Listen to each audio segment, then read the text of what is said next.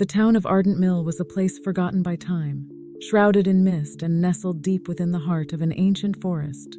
Its history was one of whispered legends and hushed fears, a tapestry woven with threads of darkness and mystery. Few dared to venture near, and those who did often spoke of a haunting presence that seemed to linger in the air. Evelyn and Marcus had heard the stories, but their thirst for adventure and their passion for uncovering the unknown had brought them to Ardent Mill. They were paranormal investigators, seasoned in exploring the most haunted places across the country. Their journey had led them to abandoned asylums, cursed mansions, and desolate ghost towns, but nothing had prepared them for what awaited in this forgotten village.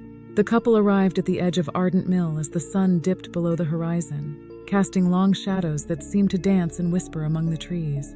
The village itself was a collection of dilapidated houses, their windows dark and empty, and an old mill that stood at the center like a sentinel guarding forgotten secrets.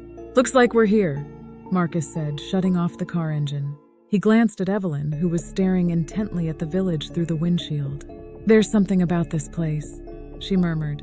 "It feels different." Marcus nodded. He felt it too, a heavy, oppressive atmosphere that seemed to weigh on his very soul. "Let's set up base in the old mill. We'll get better readings there." The mill loomed over them as they approached, its wooden beams creaking in the wind. Inside, the air was thick with dust, and the faint smell of decay lingered. They found a large, empty room on the ground floor and set up their equipment. Cameras, EMF detectors, voice recorders, and a few other tools of their trade. As night fell, the village seemed to come alive with an eerie stillness. The trees whispered secrets, and the wind carried faint, indistinguishable murmurs. Evelyn and Marcus moved through the village, documenting their findings and taking note of the strange phenomena that seemed to surround them. It wasn't long before they experienced their first encounter. Evelyn was in one of the houses, inspecting a series of old photographs, when she felt a sudden chill. Her breath fogged in the air, and she turned to see a shadowy figure standing in the doorway. "Marcus!" she called, her voice trembling. Marcus rushed in, his flashlight beam cutting through the darkness. The figure vanished, leaving only an unnatural coldness behind. "Did you see it?" Evelyn asked, her eyes wide with fear. "I saw something," Marcus replied, frowning. "Let's check the footage." Back at the mill, they reviewed the video. The cameras had captured the shadowy figure, a tall, indistinct shape that seemed to absorb the light around it. As they watched, it became clear that the figure was not merely a trick of the light, or a figment of their imagination. "This place is more haunted than we thought," Marcus said quietly. Evelyn nodded. "There's something here, something powerful. We need to be careful." As the days passed, the haunting presence in Ardent Mill grew stronger. Evelyn and Marcus continued their investigation, uncovering pieces of the village's dark history. They learned of a series of mysterious disappearances that had plagued the town over a century ago, and of the miller who had been blamed for the vanishings. He was said to have been a recluse, obsessed with dark rituals and forbidden knowledge. Their research led them to the basement of the mill, where they discovered an ancient, blood-stained altar. Symbols etched into the stone walls spoke of summoning rituals and pacts with dark entities. It was here that the miller was said to have conducted his most sinister experiments, seeking to bridge the gap between the living and the dead. "We're dealing with something far worse than just restless spirits," Evelyn said, her voice trembling. "This is ancient, malevolent." As they delved deeper, the haunting presence became more aggressive. Shadows moved on their own. Whispering voices filled the air, and an overwhelming sense of dread permeated every corner of the village. Evelyn began to see visions, glimpses of the past where villagers were dragged into the darkness, their screams echoing through the ages. Marcus, too, was affected. He heard disembodied voices calling his name, and at night he felt the weight of unseen eyes watching him. The couple grew increasingly paranoid, sleep-deprived, and fearful for their lives. The final straw came one stormy night. They were in the mill, reviewing their latest findings, when the power suddenly went out. The room plunged into darkness, and an unnatural silence filled the air. "Stay close," Marcus whispered, fumbling for a flashlight. Before he could turn it on, the room was illuminated by a sickly, greenish glow. The shadowy figure from before stood in the center, its form more distinct and menacing than ever. It raised a hand, and the symbols on the walls began to glow with an eerie light. Evelyn screamed as she was lifted off the ground by an unseen force. Marcus tried to reach her, but invisible hands held him back, pinning him to the wall. The figure moved closer to Evelyn, its shadowy form enveloping her. "Let her go," Marcus shouted, struggling against the force that held him. The figure turned its gaze to him, and for a moment Marcus saw into the depths of its darkness. He saw the miller, twisted and corrupted by his own rituals and the countless souls he had sacrificed.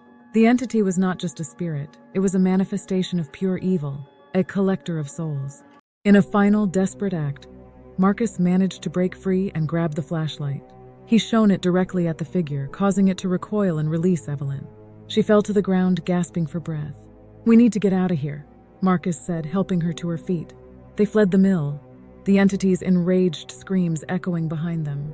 As they ran through the village, the shadows seemed to close in, trying to drag them back. But they didn't stop until they reached their car and sped away, leaving Ardent Mill and its dark secrets behind. Back in the safety of their home, Evelyn and Marcus tried to make sense of what they had experienced.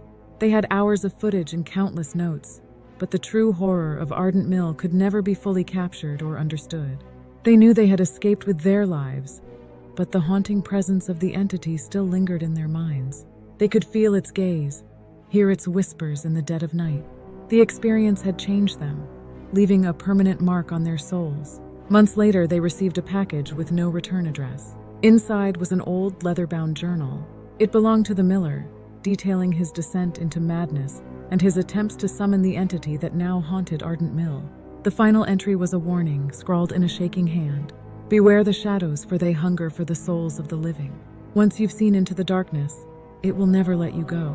Evelyn and Marcus knew that their fight was not over. The entity was still out there, waiting for an opportunity to reclaim what it had lost.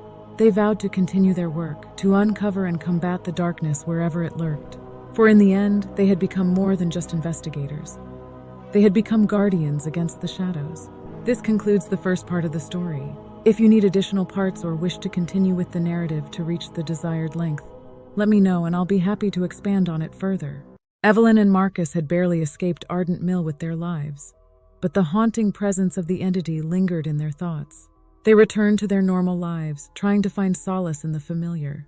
But as the days turned into weeks, it became clear that the darkness they had encountered was far from done with them. Evelyn began to have nightmares, vivid and terrifying.